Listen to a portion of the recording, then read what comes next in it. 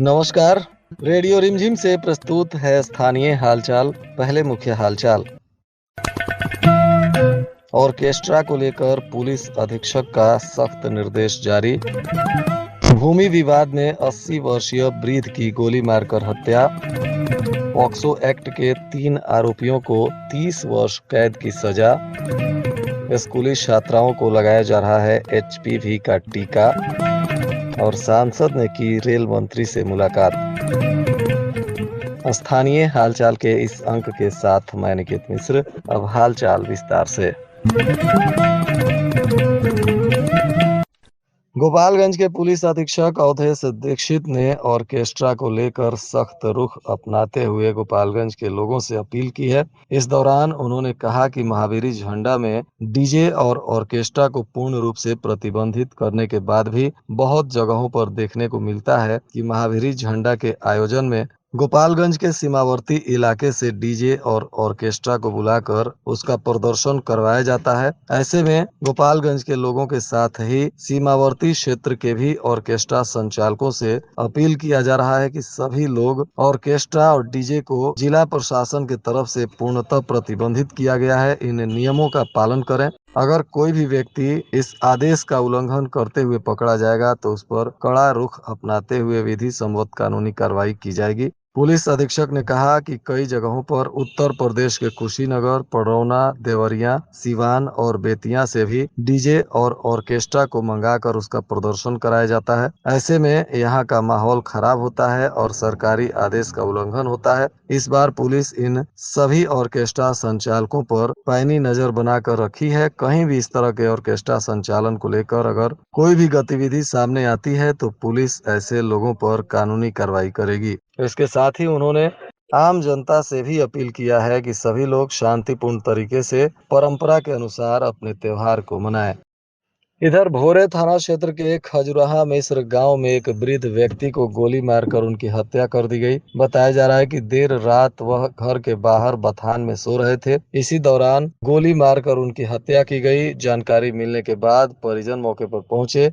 बताया जा रहा है कि फायरिंग की आवाज सुनकर काफी लोग वहां पहुंचे और स्थिति को देखने के बाद इसकी जानकारी पुलिस को दी गई। इसी बीच बदमाश वारदात को अंजाम देने के बाद वहां से फरार हो गए। बताया जा रहा है कि मृतक खजुराहा मिश्र गांव के कुदई चौधरी उम्र 80 वर्ष पुत्र परमेश्वर चौधरी है, जो खाना खाने के बाद बथान में सोने चले गए। उनके बेटे ने खाना खिलाने के बाद और उनके परिवार के लोग घर में सोने चले गए थे। देर रात बारिश के बीच फायरिंग की आवाज जब सुनने को मिली तो काफी लोग वहां पहुंचे। इधर उनके घर के परिजन जब घर से बाहर निकल रहे थे तो उनके घर का पल्ला बाहर से बंद कर दिया गया था, जिसको लेकर वो लोग पीछे के रास्ते से बाहर निकले और मुख्य दरवाजा को खोलकर देखा तो खून से लथपथ खाट पर परमेश्वर चौधरी पड़े थे।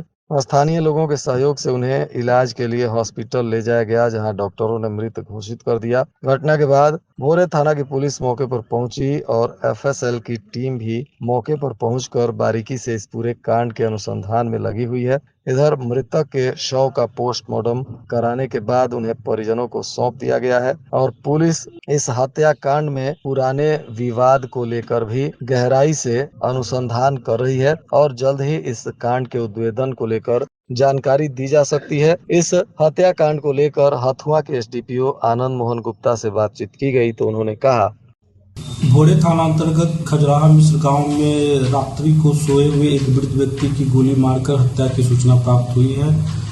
वृद्ध की आयु लगभग 75 साल है।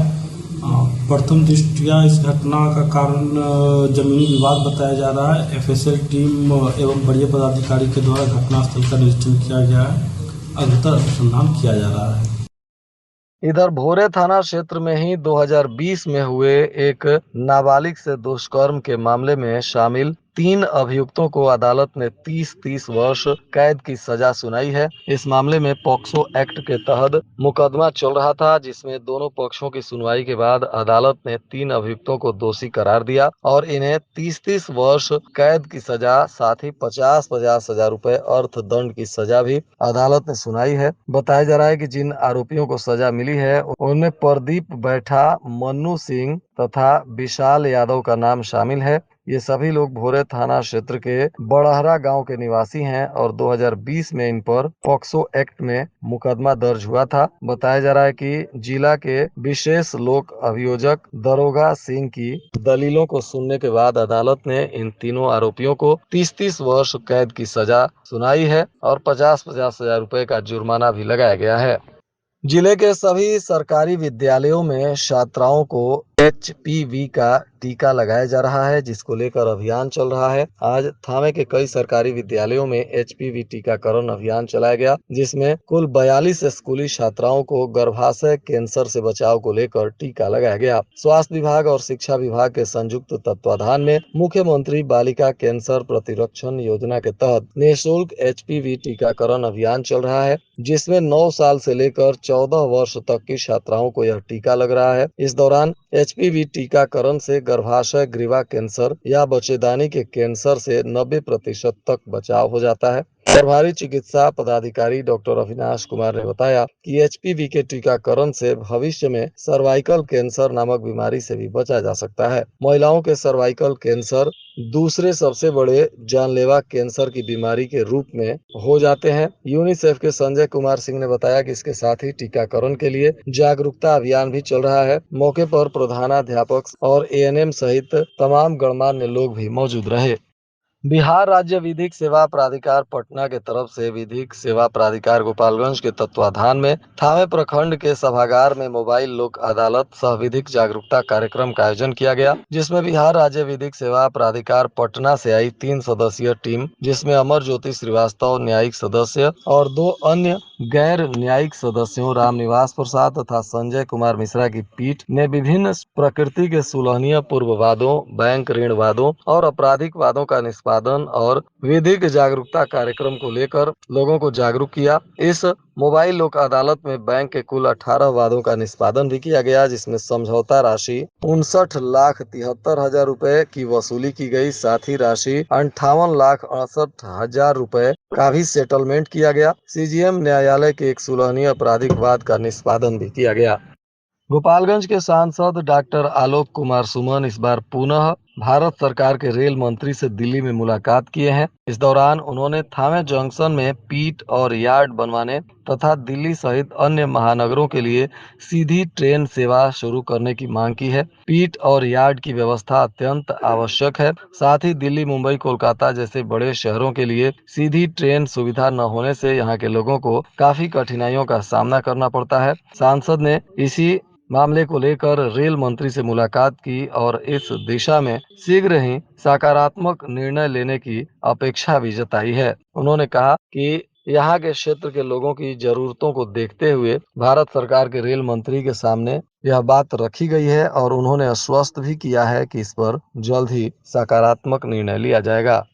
कटिया थाना क्षेत्र के बुढ़िया बारी में भूमि विवाद को लेकर मारपीट हुई, जिसमें दोनों पक्षों के द्वारा एक दूसरे के विरुद्ध थाने में प्राथमिकी दर्ज कराई गई है, जिसमें एक पक्ष से नंदलाल यादव की पत्नी पूनम देवी के आवेदन पर अभिषेक यादव सहित 3 लोगों के विरुद्ध प्राथमिकी दर्ज की गई है, तो वहीं दूसरे पक्ष से राम नरेश यादव की पत्नी शीला देवी के आवेदन पर पुलिस ने नंदलाल यादव सहित 3 लोगों के विरुद्ध प्राथमिकी दर्ज किया है और अब दोनों ही मामलों में पुलिस अनुसंधान करते हुए कानूनी कार्रवाई करने में जुट गई है।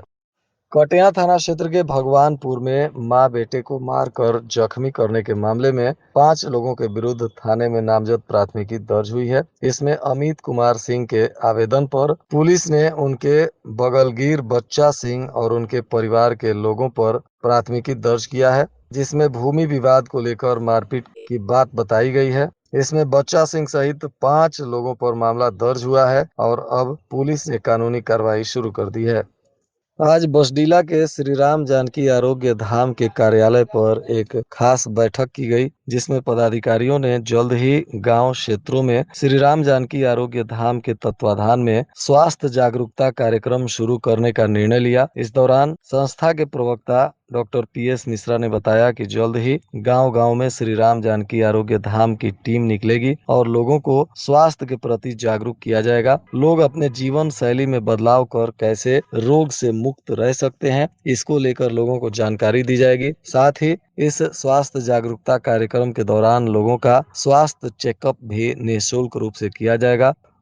और आज के मौसम का तापमान गोपालगंज में न्यूनतम 25 डिग्री सेल्सियस और अधिकतम 34 डिग्री सेल्सियस रहने की संभावना है। अंत में मुख्य हालचाल एक बार फिर। ऑर्केस्ट्रा को लेकर पुलिस अधीक्षक का सख्त निर्देश जारी। भूमि विवाद में 80 वर्षीय वृद्ध की गोली मारकर हत्या। पॉक्सो एक्ट के 3 आरोपियों को 30 वर्ष कैद की सजा। स्कूली छात्राओं को लगाया जा रहा है HPV का टीका। और सांसद ने की रेल मंत्री से मुलाकात। इसके साथ ही रेडियो रिमझिम से प्रसारित स्थानीय हालचाल का यह अंक समाप्त हुआ। नमस्कार।